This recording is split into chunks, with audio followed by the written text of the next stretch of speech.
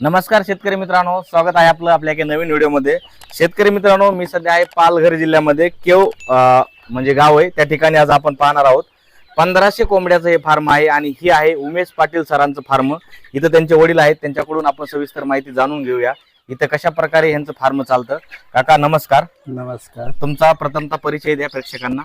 मी बबन नरोत्तम पाटील। बर, आपलं हे फार्म कुठे येतं, ऍड्रेस सांगा। मुक्काम केव, पालघर जिल्हा। हा बर, तर काका आपल्याकडे सध्या किती कोंबड्या आहेत सध्या, लहान मोठ्या? सध्या आमच्याकडे 1500 कोंबड्या आहेत। बर, आता तुम्ही मी ज्यावेळेस इथं आलतो त्यावेळेस तुम्ही इथं फिरत होता आणि तुमच्या पाठीमागं पूर्ण अशा कोंबड्या फिरत होत्या, काय कारण नाही बरं? ते खाद्यासाठी, म्हणजे खाद्य तुम्ही त्यांना देता त्यासाठी? त्यासाठी। बर, आपण सकाळी किती वाजता कोंबड्यांना खाद्य देता? सकाळी 8 वाजता। 8 वाजता। बरं, खाद्यामध्ये आपण काय काय देता कोंबड्यांना? खाद्यामध्ये ते गोदरेजचं फीड आहे, हा, नंतर आजोला देतो। हा हा। बर, आता गोदरेजचं जे खाद्य देता आणि आजोला, यामध्ये कोणतं खाद्य चांगलं आहे कोंबड्यांना देण्यासाठी? खाद्य दोन्ही चांगलेच आहेत। दोन्ही चांगलेच आहेत। बर, आता तुम्ही एवढं कामकाज करताय, तुमचं फार्म एका अशा डोंगराच्या ठिकाणी आहे, साईडनी सगळी झाडी वगैरे आणि इथं पावसाचं प्रमाण पण जास्त आहे। बरं, हे कोंबडी पालन खरंच परवडतं का बरं काका? परवडते ना। बरं, कशा पद्धतीने परवडतं एकदा सांगा। कशा पद्धतीने स्वच्छता ठेवायला पाहिजे, हा हा, खाद्य व्यवस्थित द्यायला पाहिजे, हा. पाणी द्यायला पाहिजे व्यवस्थित। कोंबड्यांना सगळं जर व्यवस्थापन जर चांगलं केलं तर चांगल्या पद्धतीने हे पोर्टेबल आहे। बर, आता तुम्ही तुमच्या मुलांनी हे कुक्कुटपालन सुरू केलं, सरांचं महाराष्ट्रभर नाव गाजत आहे, सरांना वेळ नसतोय लोकांना बोलण्यासाठी किंवा त्यांच्या फार्मला व्हिजिट करायला, ट्रेनिंग वगैरे चालतंय संपूर्ण। ज्यावेळेस सुरुवात तुम्ही फार्मची तुमच्या मुलांनी केली त्यावेळेस काय तुमच्या भावना होत्या? सुरुवातीला तर आम्ही त्याला विरोधच करायचो, हा हा हा, पण नंतर मग आम्हाला समजलं हा. का म्हणजे असं घाबरू नका, लाजू नका, सरांना मी सांगेन माझ्या पद्धतीने, पण तुम्ही सांगा की काय भावना होत्या त्यावेळेस तुमच्या, त्यावेळेसच्या भावना काय होत्या? त्यावेळेस ना, हा. सरांनी जेव्हा हे केलं सुरुवात हा, केली, हा. तर त्यावेळेस आम्ही विरोध केला होता हा त्यांना, हा पण नंतर मग काही महिन्यातच आम्हाला समजलं हा की फायदेशीर आहे। हा हा, मग आम्ही त्यांना प्रोत्साहन दिलं। आता प्रोत्साहन दिलं आणि आता तुम्ही बघताय, सुरुवातीला ज्यावेळेस सुरू केलं त्यावेळेस तुम्ही खाद्य तुम्ही देत होता का सर, म्हणजे सगळे त्याला नियोजन करत होते?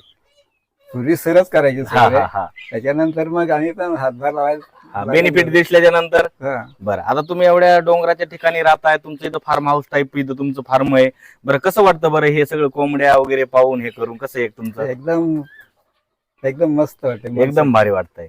बर, आता तुमच्यासारखे बरेचसे वडीलधारे माणसं असतात किंवा शेतकरी असतात नाही का, ज्यांना हे कुक्कुट पालन करायचं। तुमचं वय बघितल्याच्या नंतर तुमचं वय किती असं आता सध्या? माझं 70 वर्ष। बरं, 70 वर्ष वय।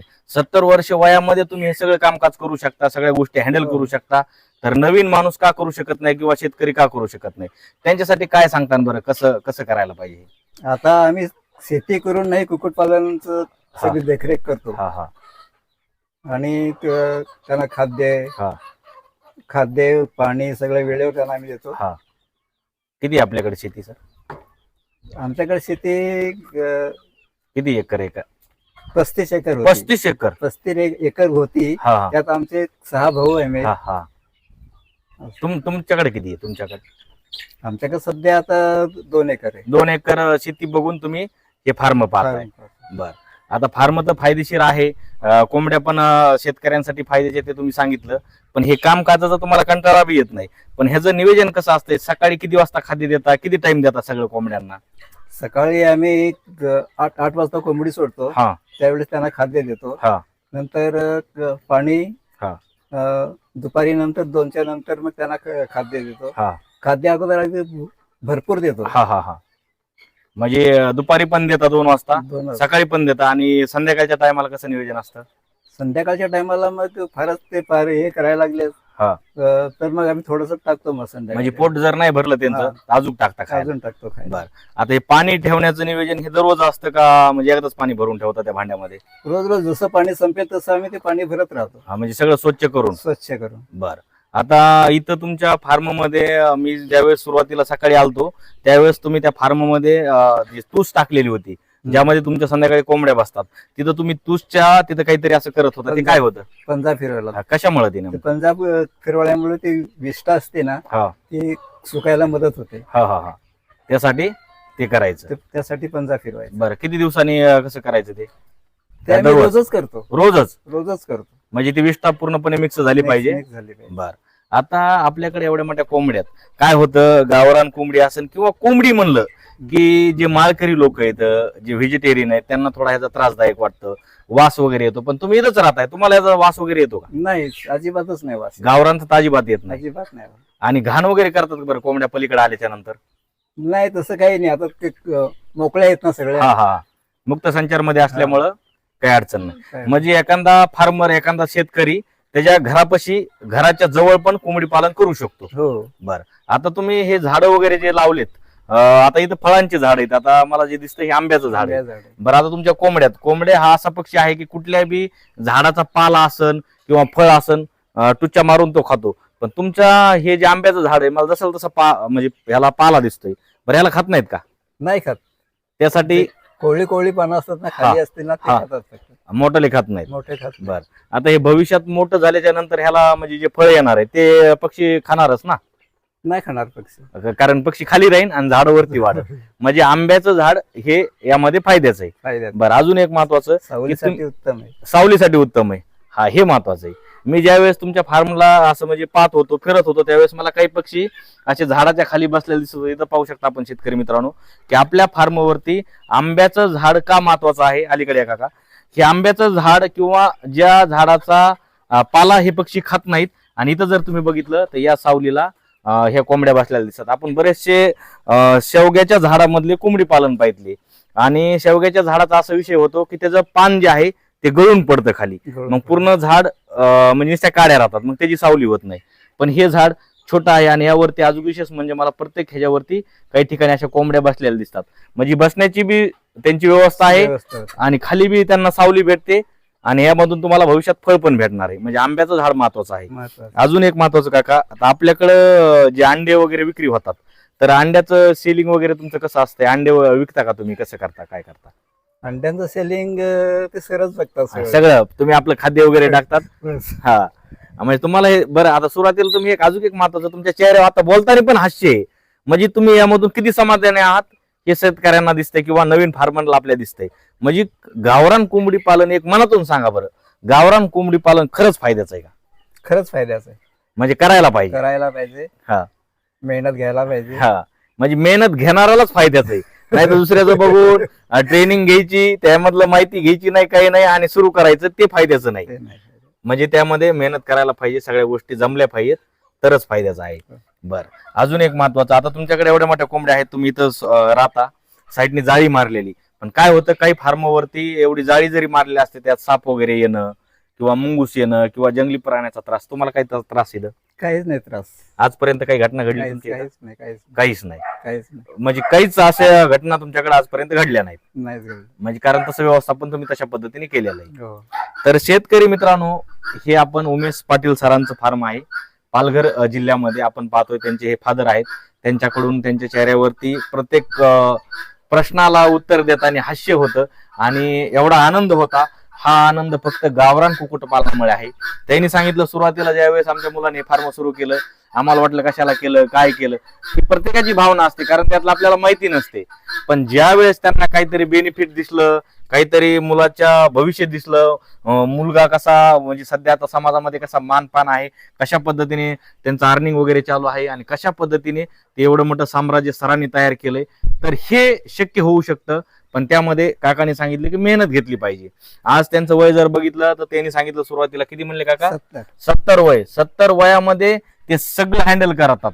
सर तर पाहतातच, सर वॅक्सिनेशन असन किंवा बाकीच्या गोष्टी सर पाहतात, पण इथं खाद्य वगैरे देणं ही या काकांची मेहनत आहे. तर तुम्ही पण असं फार्म सुरू करू शकता आणि परिपूर्ण माहिती घेऊ शकता. त्यांच्या फार्मला तुम्हाला जर व्हिजिट करायची असेल तर आपण सरांचा ऍड्रेस आपल्या स्क्रीनवरती दिलेला आहे. इथं या कशा पद्धतीने त्यांनी फार्म बनवलंय, अशा फार्मला तुम्ही व्हिजिट करा. आणि महाराष्ट्रभर जसे गावरान कुक्कुटपालनचे फार्म आहेत, वेगवेगळ्या पद्धतीने प्रत्येकाने बनवले असतील. काही नवीन गोष्टी असतील, काही चुका असतील, त्या तुम्हाला त्यामधून सुधारायला भेटतात. तर काका, अजून एक महत्वाचं, तुम्ही एवढं मोठं फार्म मध्ये समजा आता कामकाज करता दिवसभर, त्यांना खाद्य वगैरे देत आहे. तर जे आजोला देत आहे, अजून फीडचं खाद्य देत आहे. या व्यतिरिक्त तुमच्याकडं जे मार्केट वेस्ट म्हणजे प्रत्येक आम्ही फार्मवरती ज्या वेळेस जातो तिथं असा उकांडा वगैरे बनवलेला असतो, मच्छी टाकलेली असते किंवा भाजीपाला जे मार्केटमध्ये भेटतो जे कमी पैशामध्ये ते टाकलेलं, तुमच्या फार्मवरती मला कुठंच मार्केटचं वेस्ट दिसत नाही. काय कारण नाही, आहे? आम्ही वेस्टेज वापरतच नाही आम्ही. बरं काय कारण आहे? बरं वेस्टेज का वापरत नाही तुम्ही? वेस्टेज वापरल्याने काय भाजीपाला फवारणी वगैरे केलेलं असते, बरोबर त्याच्यामुळे आहे. कोंबडी आजारी पडतात. हा हा, त्याच्यामुळे तुम्ही ते वापरत नाही. वापरत नाही. बरं आता बरेच शेतकरी असतील किंवा जे कुक्कुट पालन करणार ते तर सांगतात की मार्केट वेस्ट टाकल्याच्या नंतर 50% तुमची बचत होते, 50% फायदा, म्हणजे तुमचा खाद्याला खर्चच नाही. चुकीचं आहे ते. चुकीचं आहे ना? बघा असं काही गोष्टी तुम्हाला नवीन शिकायला भेटतात. काकाने सांगितलं आता जर तुम्ही बघितलं त्या रासायनिक खताचा वापर केलेला असतो, फवारणी केलेलं असतं. आपण ज्यावेळेस खातो आपण आजारी पडतो. हे तर कोंबड्यात, त्यांना काय आपल्याला काय आजार झालाय काय नाही हे लक्षात लवकर येत नाही. त्यामुळे तुमचा काकाच्या मार्फत सांगण्याचा माझा एक उद्देश आहे की तुम्ही मार्केट वेस्ट कमी प्रमाणामध्ये यूज करा. त्यांच्या फार्मवरती तुम्ही जर बघितलं ना कुठंच असं म्हणजे ते मार्केट वेस्ट दिसत नाही. बऱ्याच फार्मरवरती गेल्याच्या नंतर कुठं टमाटे असतात, कुठं बटाटे असतात, कोबी असते आणि ते खाल्लेलं असते. तुमच्या इथं नाही, तुम्ही फीडचं खाद्य आजोला वगैरे देता. बरं त्या व्यतिरिक्त काका अजून तुम्ही समजा जे आपल्या घरगुती खाद्य असतं, जसं की आमच्या मराठवाड्यामध्ये बीड जिल्ह्यामध्ये खाद्य बाजरी जास्त प्रमाणात पिकते, बाजरी ज्वारी हे शेतकरी देतात. तसं तुमच्याकडे काय आहे का? घरचं खाद्य तुम्ही देता का? तसं काही घरचं खाद्य तसं काही नाही देत. तांदूळ वगैरे तसं काही? तांदूळ वगैरे दिल्याने ते कोंबड्यांना सर्दी होते, त्याच्यामुळे आम्ही वापरत नाही. म्हणजे तांदूळ. सगळ्या गोष्टीचा काटेकोरपणे तुम्ही विचार करून देताय. म्हणजे तुमच्याकडे जास्त प्रमाणामध्ये फीडचं कुठल्या कंपनीचं ते गोदरेजचं गोदरेजचं. आणि आजोला हे दोनच खाद्य जास्त प्रमाणामध्ये तुम्ही देताय. बरं त्या व्यतिरिक्त अजून आता काही फार्मवरती आपण पाहतो नवीन मशिनरी आल्यात, त्या मशिनरीमध्ये सगळं मिश्र करायचं, त्यातल्या गोळी पद्धत काहीतरी आहे ना सिस्टम, तसं तुमच्याकडे आहे का काही?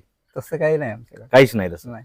बरं, तर हे खाद्याचं अशा प्रकारे त्यांचं नियोजन. आता तुम्ही सकाळपासून इथं कामकाज पाहता, दिवसभर इथं तुमचं कामकाज सुरू असतं. सकाळी आम्ही आल्यापासून बघतोय भांडी स्वच्छ करणं असन किंवा खाद्य देणं असन. बरं हे काम तुमचं एवढं मोठं फार्म आहे, सरांचं एवढं मोठं नाव झालेलं आहे, पैसा आहे सरांकडे, सगळ्या गोष्टीत, मग तुमच्यासारखा व्यक्ती किंवा एखादं जोडपं त्यांनी इथं ठेवू शकले असतील. बरं तुम्हीच का बरं हे काम करता? काय कारण आहे? बाहेरचा माणूस ठेवून आपण त्याला पगार देऊ शकतो, हा पण त्याच्यावर विश्वास नाही तेवढा. हा हा ना वेळेवर त्यांना खाद्य देणं, हा. पाणी देणं, हा हा हे सगळं एकदम बघावं लागतंय. म्हणजे तुम्ही दुसरा जर माणूस जर ठेवला तर त्या पद्धतीने तो हँडल करू शकत हँडल नाही त्या करू गोष्टी. शकत नाही. बरं, तुम्ही सकाळी ज्यावेळेस भांडे स्वच्छ करीत होतात तसं दुसरा व्यक्ती करू शकतो, पण जास्त प्रमाणामध्ये लक्ष देऊ शकत नाही. बरोबर आहे का नाही? बरोबर आहे. त्यामुळं तुम्ही इथं कामकाज करताय. म्हणून स्वतः आम्ही ते करतोय. बर बर बर. तर पहा मित्रांनो, बऱ्याच लोकांना प्रश्न पडला असेल की एवढं मोठं फार्म आहे, सरांकडे एवढा पैसा आहे, मग त्यांचे वडील इथं काम करतात. तर त्यांच्या वडिलांनी सांगितलं की ते फार्मवरती एखादा व्यक्ती किंवा एखादा जोडपं ठेवू शकले असते, पण काय होतं प्रत्येकाच्या ह्या गोष्टी असतात.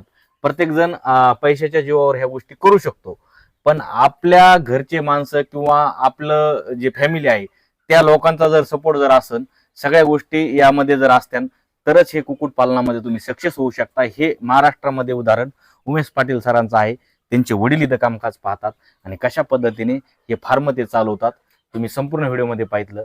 तर मित्रांनो, हे फार्म तुम्हाला कसं वाटलं कमेंट करा आणि तुमच्या प्रतिक्रिया आम्हाला कळवा. तुमच्या प्रतिक्रिया आम्हाला नवीन व्हिडिओ बनवायला एक बळ देतात, एक ऊर्जा देतात. आणि ह्या काकाकडे बघून तुम्हाला नक्कीच वाटलं पाहिजे की असं फार्म आपण करू शकतो. तर तुम्ही बी हे फार्म असे सुरू करा. आणि विशेष म्हणजे ही जी जात आहे ह्यांच्या फार्मवरती संपूर्ण ही गावरान जात आहे. मित्रांनो, गावरान काय असतं ना ते तुम्हाला इथं आल्याच्या नंतर कळलं. तुम्हाला व्हिडिओमध्ये दिसतंय बघा, व्हिडिओमध्ये स्क्रीनवरती तुम्हाला दिसतंय की कशा पद्धतीने गावरान पक्षी या फार्मवरती पूर्णपणे मुक्त संचारचं उदाहरण, म्हणजे मुक्त संचार कशा पद्धतीने केलं पाहिजे, झाडामध्ये कशा पद्धतीने कोंबडी पालन केलं पाहिजे, शेडच्या रचना कशा असायला पाहिजेत, परिपूर्ण संपूर्ण नॉलेज तुम्हाला या व्हिडिओच्या माध्यमातून आपण दाखवण्याचा प्रयत्न केलाय. त्यांच्या फार्मवरती लहान मोठ्या गोष्टी तुम्हाला शिकायला भेटतात, ज्या की त्यांनी सुरुवातीला चुका केल्यात. त्या चुका तुम्हाला भविष्यामध्ये जर करायच्या जर नसतील तर सरांचं ट्रेनिंग पण असतं. त्यांची ट्रेनिंगचे डिटेल तुम्हाला ह्या नंबरवरती भेटेल. हा स्क्रीनवरती नंबर आहे, या नंबरवरती कॉल करा. हा सरांचा नंबर आहे, ते तुम्हाला परिपूर्ण इथली माहिती देतील. आणि विशेष म्हणजे मित्रांनो, त्यांच्याकडं पिल्ले विक्री होतात, त्यांच्याकडे कोंबड्या पण विक्री होतात. तुम्हाला जर पाहिजे असत्या त्यांच्याशी संपर्क करा. मित्रांनो, हा व्हिडिओ कसा वाटला कमेंट करा. थांबूया इथंच. नमस्कार.